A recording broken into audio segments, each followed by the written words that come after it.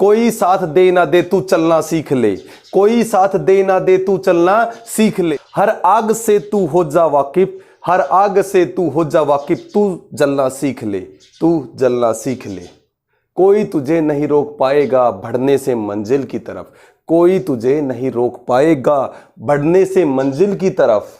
हर मुश्किल का सामना करना तू सीख ले, हर मुश्किल का सामना करना तू सीख ले। नमस्कार बच्चों, मैं सुमित केडी आपके अपने प्यारे से channel Sumit KD physics classes में आपका स्वागत करता हूं। और आज क्लास 9th का चैप्टर 2, क्लास 9th की अगर हम बात करते हैं तो उसका चैप्टर नंबर 2 फिजिक्स की बात कर रहे हैं। यहां पे फिजिक्स चैप्टर का नाम रहने वाला है force and laws of motion. क्या बताया चैप्टर का नाम? Force and law of motion.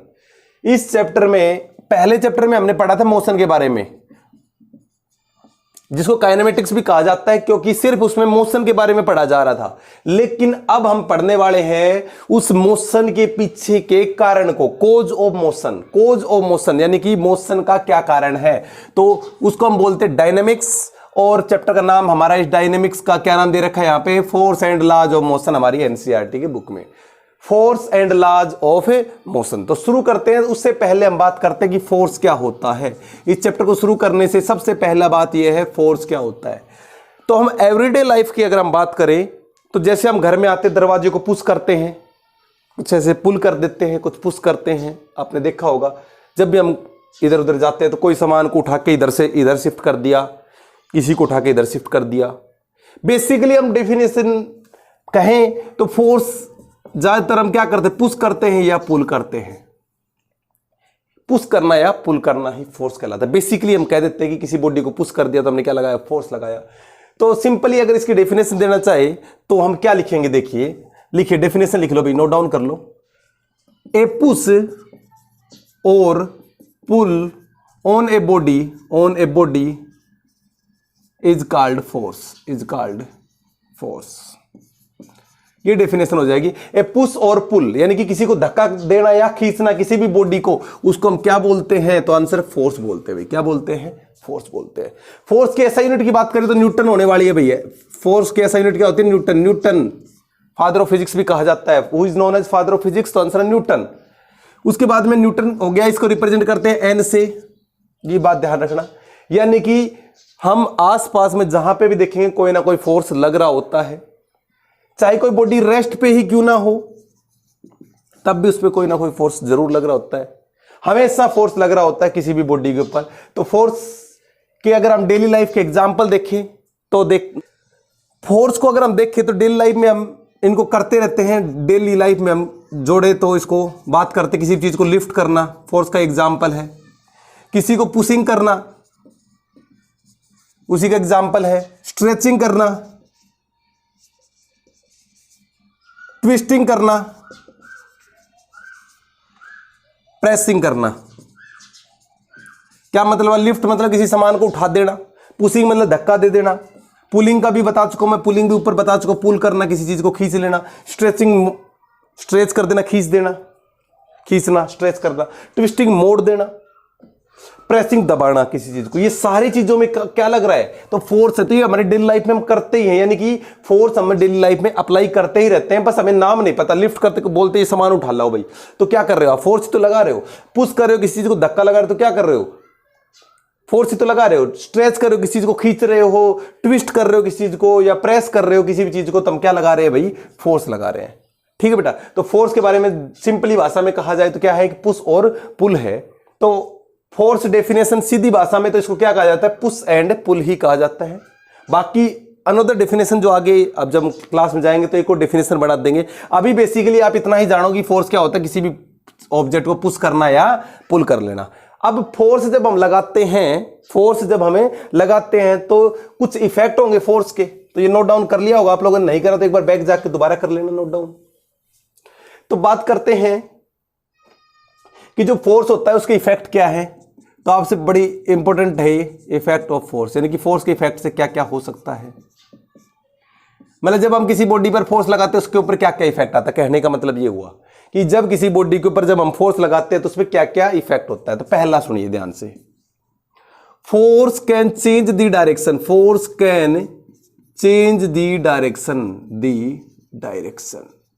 ध्यान से समझिए भैया क्या बताया, force can change the direction, force किसी ऑब्जेक्ट की डायरेक्शन को चेंज कर सकता है। क्या बताया कि फोर्स किसी ऑब्जेक्ट की डायरेक्शन को क्या कर सकता है भाई, चेंज कर सकता है। क्या कर सकता है, चेंज कर सकता है। देखिए कैसे चेंज कर सकता है, आप चेंज करने की बात कर रहे हैं, किसकी, डायरेक्शन को। टेनिस का एग्जांपल देखिए ना आप, क्रिकेट का एग्जांपल देखिए, बॉलर ने बॉल फेंकी भाई, बॉलर ने क्या करी, बॉल फेंकी, जैसे ही बॉल फेंकी बैट्समैन के पास गई और बैट्समैन ने छक्का मार दिया, 6 कर दिया, समझ रहे हो ना। तो मतलब बॉल की डायरेक्शन ये, और फोर्स लगा के हमने उसको अपोजिट डायरेक्शन में भेज दिया, यही तो है।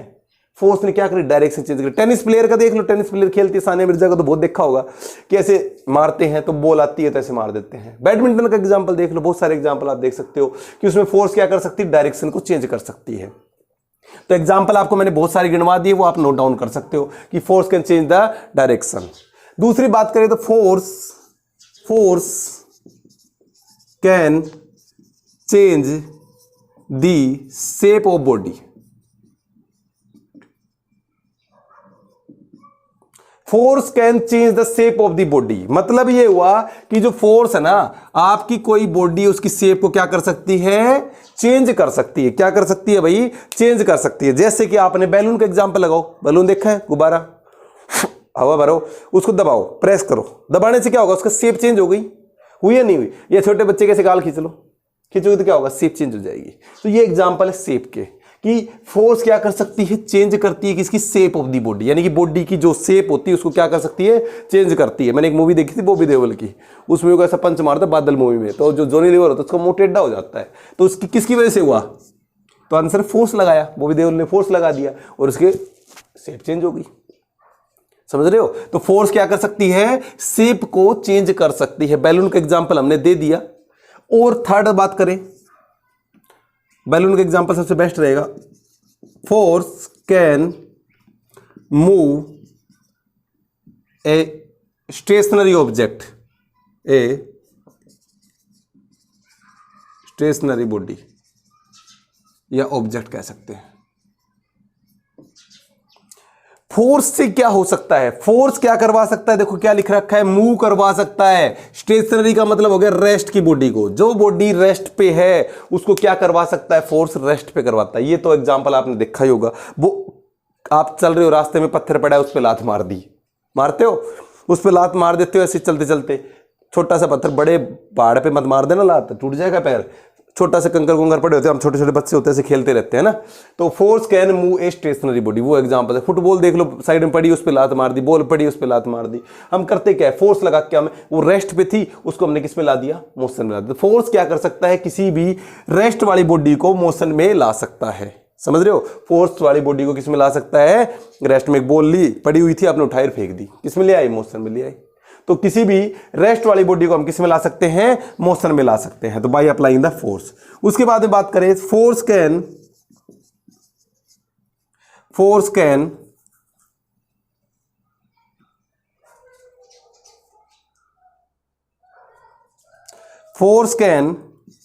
Stop a moving object,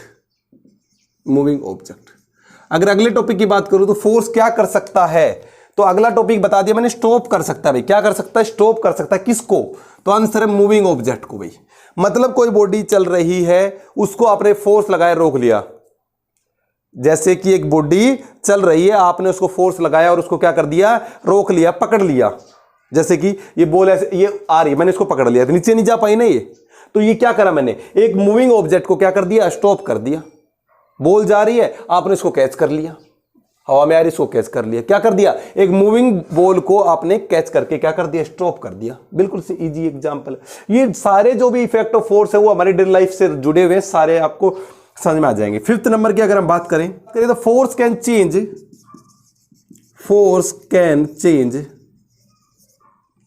the speed of the body, मतलब जो फोर्स होता है वो चेंज कर सकता है स्पीड को। स्पीड को चेंज करने का मतलब है, हो सकता है स्पीड को इंक्रीज भी कर सकता है फोर्स, और डिक्रीज भी कर सकता है। स्पीड को इंक्रीज भी कर सकता है तो डिक्रीज भी कर सकता है, दोनों काम कर सकता है स्पीड को फोर्स। जैसे कि एक बॉल आ रही है, उधर से ऐसे गुड़ती हुई आ रही है, एक ने लात मारी, अगले ने फिर उसी डायरेक्शन में लात मार दी, क्या हुआ? स्पीड चेंज हो गई। या एक गाड़ी खराब हो गई, सपोज करते हैं, मेरे साथ हो चुका है ऐसा, चलो गाड़ी खराब हो गई, बैटरी डिस हो गई, अब आपको फोर्स लगाना है। फोर्स लगाओगे, एक ने लगाया, दो ने लगाया, तो फोर्स पहले रेस्ट पे थी, आपने क्या करा, उसको मोशन में लेके आए। तो रेस्ट का एग्जांपल दे चुका है कि एक स्टेशनरी बॉडी को मूव करवा सकते हैं। उसके बाद में हमने क्या करा, चेंज द स्पीड। एक मैंने मोशन लगाया था, फिर एक दूसरा भी आ गया, तीसरा भी आ गया, 5-10 लग के उसको क्या कर दिया, स्पीड को हमने क्या कर दिया, बढ़ा दिया। तो बोलो बढ़ा सकते नहीं बढ़ा सकते, तो चेंज कर सकते स्पीड को। या जैसे कई बार आप करते भी होंगे, अगर आप फोर्स लगाना छोड़ दोगे तो क्या होगा, स्पीड स्लो हो जाएगी। तो फोर्स क्या कर सकती है, चेंज कर रही है ना, स्पीड डाउन होगी। साइकिल का एग्जांपल सबसे बेस्ट है, साइकिल चला रहा है, कई बार हम करते हैं उसको पीछे से पकड़ लेते हैं, वो चलाता है, पेडल मारते, चल क्यों नहीं, छोड़ देते, फिर पकड़ लेते हैं, ऐसा करते होंगे हम लोग। तो ऐसा होता है कि उसमें क्या कर रहा है, स्पीड को क्या कर सकती है, चेंज कर सकती है। जोर से धक्का दोगे, झूले का एग्जाम्पल दो, जोर से धक्का दिया, स्पीड तेज आ गई, धीरे धक्का दोगे तो स्पीड धीरे हो गई। तो यानी कि ये एग्जांपल आपको समझ में आ गए होंगे। फोर्स दोबारा से सुन लो, डायरेक्शन को चेंज कर सकती है, शेप को चेंज कर सकती है, स्टेशनरी बॉडी को रेस्ट मोशन में ला सकती है, और मोशन वाली को रेस्ट में ला सकती है। क्या बताया, जो चल रही है गाड़ी उसको तो रोक सकती है, और रोकी हुई को चला सकती है। मतलब होनी को अनहोनी कर दे, अनहोनी को होनी, तो वो है हमारा फोर्स। होनी को अनहोनी कर दे, होनी को अनहोनी, ये हमारा फोर्स। देखो, चलती हुई को रोक देता है, रुकी हुई को चला देता है, तो ये हम कह दिया। उसके बाद में force can change the speed of the body, यानी कि स्पीड को चेंज कर सकता है, बढ़ा भी सकता है, घटा भी सकता है। तो ये सारे इफेक्ट ऑफ फोर्स हो गए। आई होप आपको ये समझ में आ गए होंगे। अब इसका आगे चलते हैं।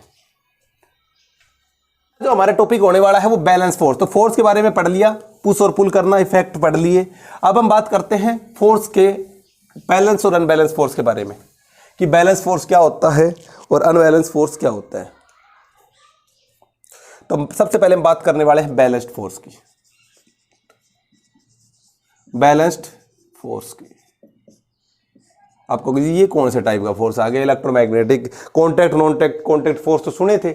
ये इसको हमें समझेंगे ना तो अपने आप समझ आ जाएगा क्या मतलब है बैलेंस्ड फोर्स का। देखिए, हमने क्या करा, यहां एक ऑब्जेक्ट रखा हुआ है, आपको पता है इसमें एक डाउनवर्ड फोर्स होगा, नीचे की तरफ फोर्स, जिसको हम वेट कह देते हैं। वेट का फॉर्मूला हो जाएगा m×g, ये अभी पढ़ाया नहीं, आगे क्लास में आएगा। फोर्स ग्रेविटेशन वाले चैप्टर में सारा समझ में आ जाएगा। फोर्स, डाउनवर्ड फोर्स, जो हम या खड़े हुए तो मेरे को नीचे की तरफ एक फोर्स लग रहा है ग्रेविटी की वजह से, 8th क्लास में थोड़ा बहुत पढ़ा होगा ग्रेविटी के बारे में, तो वो ही वेट होता है। वेट का फॉर्मूला क्या होता है, m×g, product of mass and gravity is called weight, और वेट ही आपका फोर्स होता है। और इसकी SI यूनिट क्या बताई थी, न्यूटन, ठीक है ना। तो ये नीचे की तरफ लग रहा है। अब हो क्या रहा है, जितना न्यूटन का थर्ड लॉ है, अभी पढ़ेंगे कि जितना फोर्स नीचे की तरफ लग रहा है उतना ही ऊपर की तरफ, ये अगर एक्शन कर रहा है तो ऊपर की तरफ रिएक्शन हो रही होगी। मतलब एक डाउनवर्ड फोर्स लग रहा है तो एक अपवर्ड। अगर ये दोनों बराबर है तो ना हम नीचे जाएंगे ना ऊपर जाएंगे। यही कारण है कि हम लोग हवा में नहीं उड़ रहे। जितना हमारा डाउनवर्ड फोर्स है इतना ही हमारा अपवर्ड फोर्स है, तो दोनों क्या हो रहे हैं, कैंसल आउट हो रहे हैं। मान लो हमारा 60 न्यूटन का फोर्स नीचे लग रहा है तो 60 न्यूटन का ही ऊपर लग रहा है, तो दोनों एक दूसरे के अपोजिट डायरेक्शन में कैंसल आउट हो जाते हैं, इसकी वजह से। दूसरी बात करें, आपने क्या करा, ये हो गया खड़ी हुई, रेस्ट पे बॉडी थी। किस पे बॉडी थी, रेस्ट पे। तो ये रेस्ट पे क्यों थी, पता लग गया, दो फोर्स काम कर रहे थे, और ये जो रिएक्शन है वो किसके बराबर हो गया, F के बराबर हो गया। F यानी कि W के बराबर, W मतलब mg के बराबर होगा।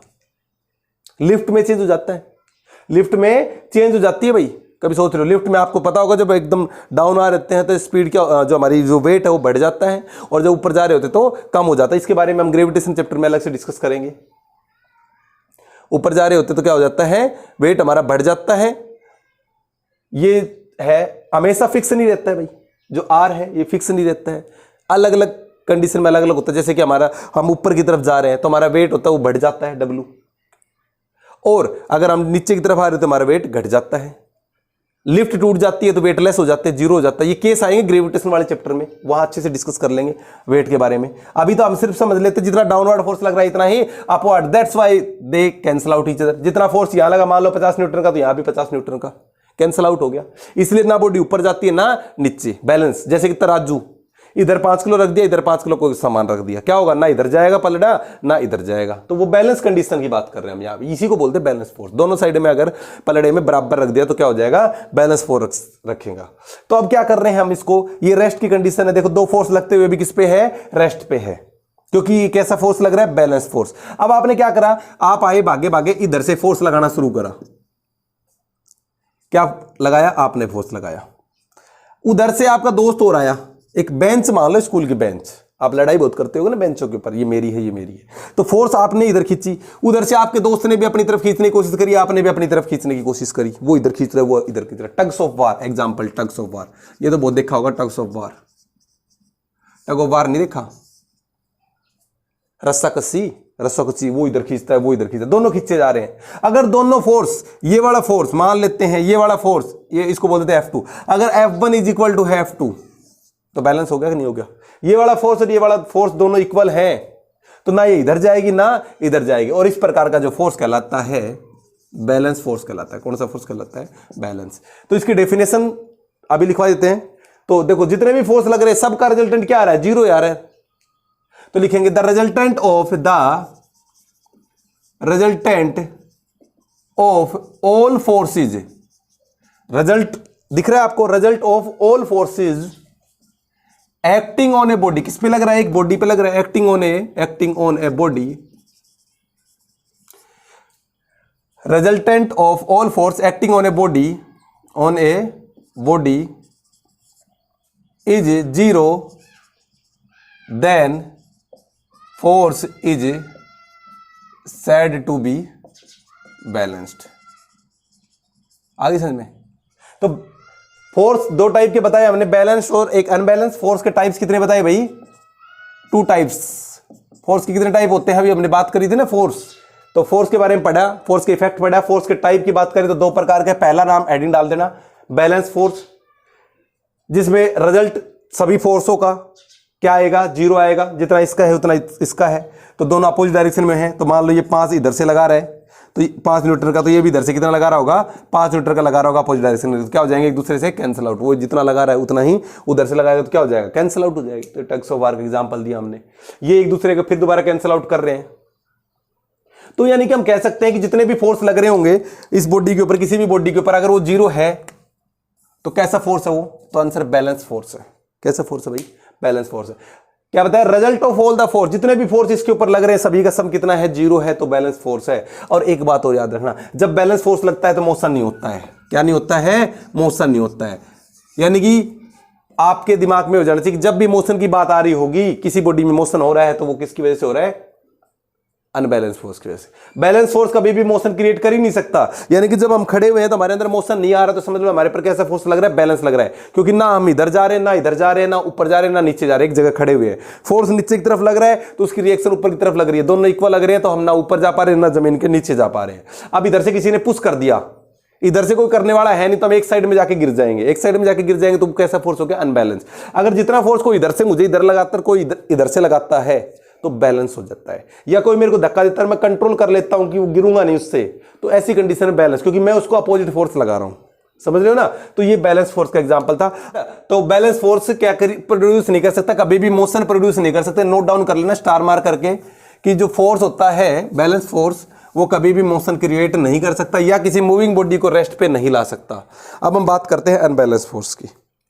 दूसरा टाइप है फोर्स का, जो टाइप हम बात कर रहे थे, फोर्स आर ऑफ 2 टाइप्स। कितने टाइप के थे फोर्स, 2 प्रकार के। उसके अंदर से पहला जो बता दिया बैलेंस था, ही बैलेंस्ड। अब दूसरे नंबर वाले की बात कर लेते हैं, अनबैलेंस्ड। अनबैलेंस्ड फोर्स उसका जस्ट अपोजिट है। इफ, लिख देता हूं मैं इसकी डेफिनेशन लिख देता हूं, इफ द रिजल्टेंट कर देता हूं, resultant of all the forces acting, if the resultant of all the force acting on a body,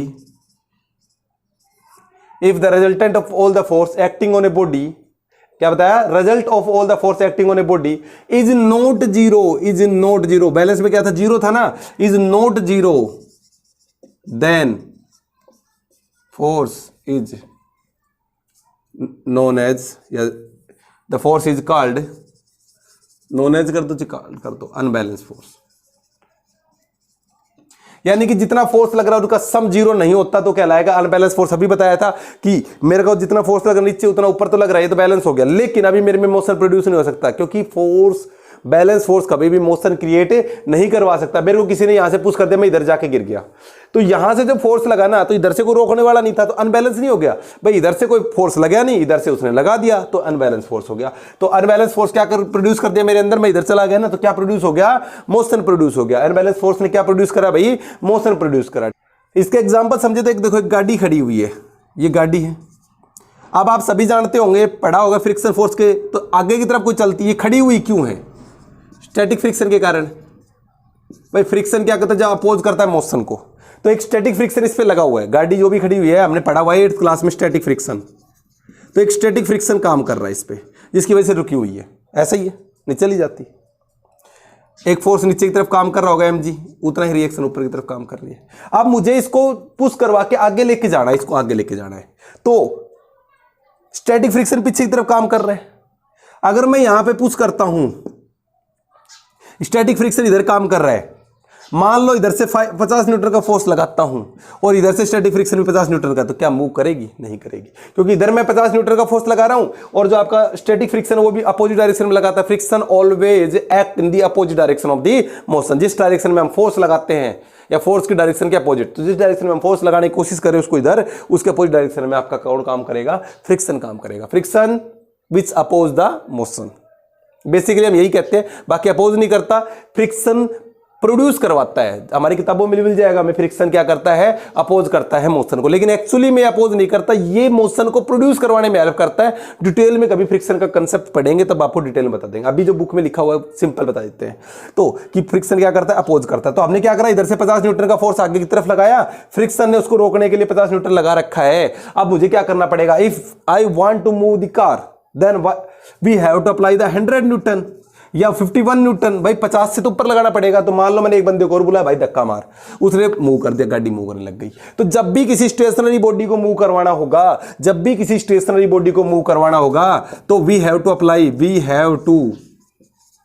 apply greater force than the friction. आ गई होगी समझ में, we have to apply the greater than the friction, यानी कि जो force हम लगाएंगे वो क्या लगाना पड़ेगा, फ्रिक्शन से ज्यादा लगाना पड़ेगा, तभी मूव करेगी। अनबैलेंस फोर्स का मतलब यही होता है कि जितना उसके पास है उससे ज्यादा फोर्स आप लगाइए, अदरवाइज आपका बैलेंस हो जाएगा। बैलेंस हो जाएगा तो फिर वो काम ही नहीं करेगा। तो अनबैलेंस का मतलब यही है। और अनबैलेंस से क्या प्रोड्यूस हो गया भाई, मोशन। अगर इतना ही लगाते 50 न्यूटन तो कैसा फोर्स हो जाता, बैलेंस फोर्स।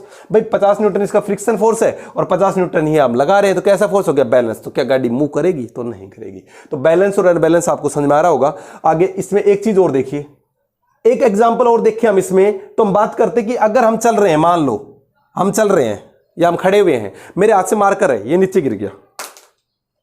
क्या हुआ कि ये मार्कर मेरा नीचे गिर रहा है। क्यों गिर रहा है, क्योंकि इसमें मैंने अभी तक इसको पकड़ रखा था, तो इस पे जो मार्कर पे, ये मार्कर है, इस पे एक डाउनवर्ड फोर्स लग रहा था ग्रेविटी की वजह से, mg।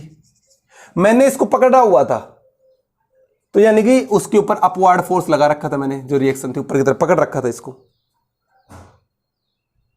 समझ रहे हो। तो इसको पकड़ा हुआ था, तो जितना डाउनवर्ड फोर्स इसका जा रहा था उतने से मैंने इसको खींच रखा था। तो क्या हो रहा था, ये मेरे हाथ में था। जैसे ये छूटेगा, तो ऊपर वाला फोर्स गायब, यानी कि एक साइड में जाने लग जाएगा। तो ये कहलाएगा अनबैलेंस फोर्स। Unbalance force. तो जब किसी ऑब्जेक्ट जो आपके हाथ से छूट जाए तो नीचे चला जाता है, तो उसका कारण यही है कि जो ग्रेविटी वाला फोर्स है वो ज्यादा हो जाता है, ऊपर वाला फोर्स उस पर लगता नहीं है, तो जिसकी वजह से क्या हो जाता है, नीचे आ जाता है। ये भी एक बड़ी एग्जांपल है कि सूटकेस है, मोटरसाइकिल, सूटकेस है, या आपके हाथ में कुछ भी सामान है, वो आपसे छूट के नीचे क्यों गिर रहा है, जबकि आप तो उस पर फोर्स लगा रहा था। जैसे ही वो हाथ से निकला, उसका जो ऊपर वाला फोर्स है वो निकल जाएगा, मतलब जो अपवर्ड डायरेक्शन वाला निकल जाएगा। ये हटते ही सिर्फ डाउनवर्ड फोर्स बच जाएगा। तो क्या करेगा, वो नीचे जाके गिर जाएगा, क्योंकि ग्रेविटी वाला फोर्स क्या हो जाएगा, ज्यादा हो जाएगा। ठीक है बेटा। टग्स ऑफ वार, हाँ, टग्स ऑफ वार की बात कर लेते हैं। टग्स ऑफ वार, तो इसमें यही होता है कि अनबैलेंस फोर्स होता ही एक टीम जीत जाती है, और बैलेंस होते ही एक टीम हार जाती है। सॉरी अनबैलेंस होते ही एक टीम क्या कर जाती है, जीत जाती, कोई ना कोई जो पावरफुल होती है वो अपनी तरफ खींच ले जाती है, टग ऑफ वार में रस्साकसी में ही होता है। और अगर बैलेंस फोर्स लग रहा था कोई सी भी नहीं हारती। एक बार मैं देख रहा था मैच तो उसमें वही था, दोनों तरफ खींच रहे थे, रस्सी बीच में से टूट गई, दोनों एक साइड में, दोनों हार गए। तो वो कंडीशन भी हो जाए, बीच में टूट जाए तो अलग बात है। अदरवाइज अगर आपका बैलेंस फोर्स लगेगा, अगर आपका बैलेंस फोर्स लगेगा तो ना इधर जाएगी रस्सी ना इधर जाएगी। ठीक है बेटा, तो आई होप आपको समझ में आ गया। जब भी हम फोर्स के बारे में बात करें, फोर्स के बारे में बात करें किसी भी बॉडी पे लगने वाले पे, तो समझ लेना वो फोर्स, जब भी हम किसी फोर्स के बारे में बात करें किसी बॉडी पे लगने वाले पे, तो समझ लेना हम बैलेंस फोर्स की बात नहीं कर रहे हैं। किसकी बात कर रहे हैं? अनबैलेंस फोर्स की। आगे समझ में? तो जब भी हम कभी बात कर रहे हो तो ये नोट डाउन कर लेना कि जब भी हम किसी बॉडी के बारे में बात कर रहे हैं और उस पर फोर्स अप्लाई करने की बात कर रहे हैं तो हमेशा लगाएंगे तो कैसा फोर्स लगाएंगे? अनबैलेंस ही लगाएंगे, क्योंकि बैलेंस लगाने से ना उसमें मोशन प्रोड्यूस होगा। ठीक है, तो इसलिए ये फोर्स के 2 टाइप्स हमने कवर कर लिए हैं। तो आज हमने क्या क्या पढ़ा देख सकते हो। फोर्स के बारे में पढ़ा, फोर्स के इफेक्ट पढ़ दिए और फोर्स के टाइप्स हमने कवर कर लिए। तो फोर्स के बारे में आपको थोड़ा बहुत इंट्रोड्यूस हो गए होंगे। उसके बाद में अगला जो टॉपिक है लॉज ऑफ मोशन, उसको और कवर करेंगे, वहां से फोर्स एकदम कंसेप्ट क्लियर करवा देंगे। ठीक है बेटा, मिलते हैं आपको अगली क्लास में, तब तक के लिए नमस्कार।